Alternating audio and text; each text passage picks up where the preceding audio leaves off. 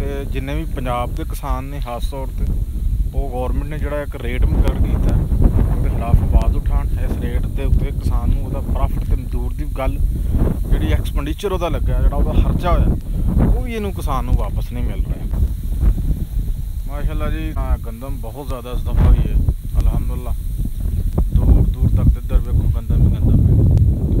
लेकिन मसला है कि इस दफ़ा हुकूमत पंजाब ने किसान के नाल बहुत ज़्यादती कर रही।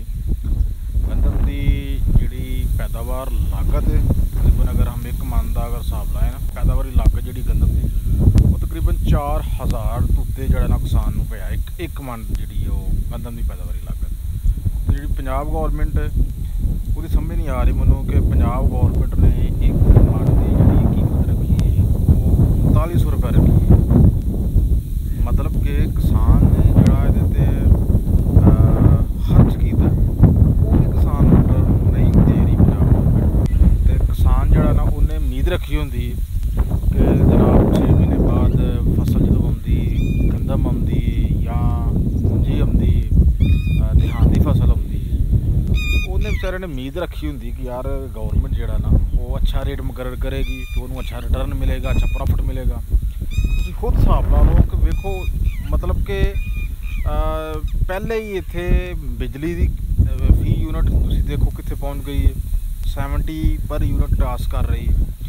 फिर मसाला DAP की कीमत कितनी चली गई है, ये भी तुसीं बखूबी जानते हो इस चीज़ में कितनी महंगा हो गया मसाला। बल्कि किसान रुल जाता जो वो मसाला लैन जाता उन्होंने ब्लैकमेल किया जाता डीलर की तरफ तो महंगे का फरोख किया जाता। तो हूँ जो किसान के रिटर्न लैन की वारी आई है तो हूँ तुसी जनाब रिटर्न नहीं दे रहे, जोड़ा वो हक बनता वो हक नहीं तुसी दे रहे। तो ये बहुत ज़्यादती किसान के नाल।